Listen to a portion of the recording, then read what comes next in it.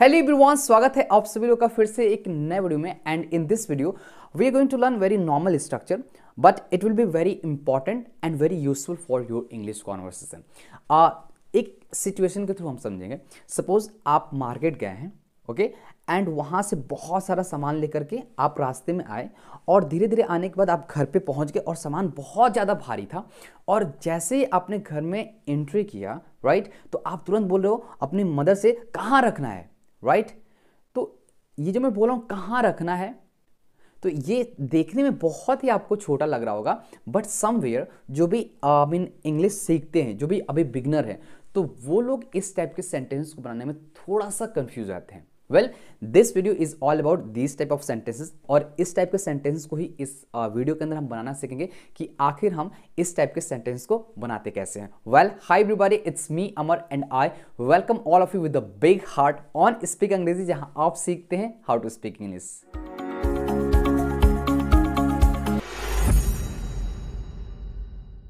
सो friends, चलिए देखते हैं कि आखिर हम उस सेंटेंस को बनाएंगे कैसे।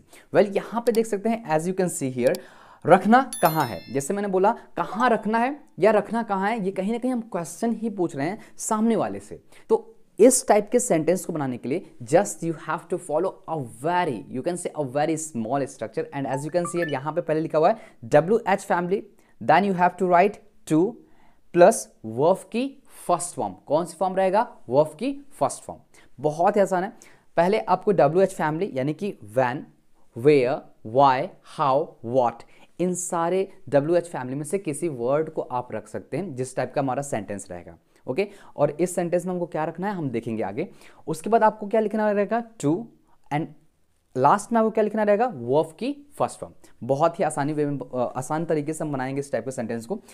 तो फ्रेंड्स, यहाँ पे जो सेंटेंस लिखा हुआ है रखना कहाँ है, सपोज मैं आपसे पूछ रहा हूँ कि यार जल्दी बताओ रखना कहाँ है, राइट। तो पहले हमको according to advance structure WH family को लिखना पड़ेगा।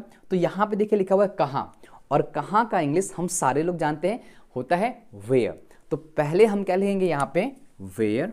तो हमने लिख दिया यहाँ पे वेयर। उसके बाद देखिए अकॉर्डिंग टू स्ट्रक्चर टू, तो यहाँ पे हम लोग लिखेंगे टू। और रखना का इंग्लिश है कीप, तो यहाँ पे हम लिखेंगे keep. So in this way बहुत ही आसानी से हमारा सेंटेंस बन गया। Where to keep. जाना कहाँ है? Where to go. सोचना कहाँ है? Where to think. तो फ्रेंड्स, इस टाइप के सेंटेंस बहुत ही आसान है। एक छोटा सा स्ट्रक्चर है, इसे जस्ट आपको यूज करना है। एक और एग्जांपल देखते हैं, जैसे जाना कब है। सपोज आप किसी से पूछ रहे यार तुम बताओ जल्दी जाना कब है, तो इसे हम कैसे बोलेंगे? When to go. पढ़ना कब है? When to read.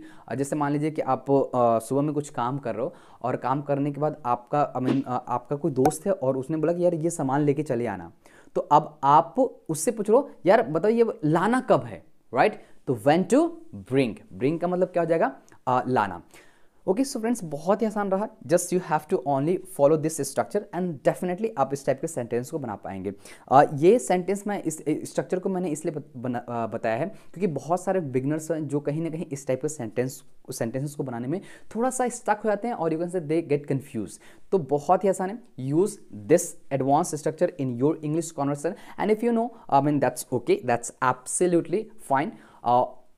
कुछ सेंटेंस को मैं बोलूंगा और आप मेरे साथ प्रैक्टिस करिएगा जितने सेंटेंस को मैं बोलूंगा, ओके। सो प्रैक्टिस करने के लिए हमारा सबसे पहला सेंटेंस है चलाना कहाँ है। सपोज आप मान लीजिए ड्राइव की बात करो, तो आपने बोला चलाना कहाँ है, तो वेयर टू ड्राइव, राइट।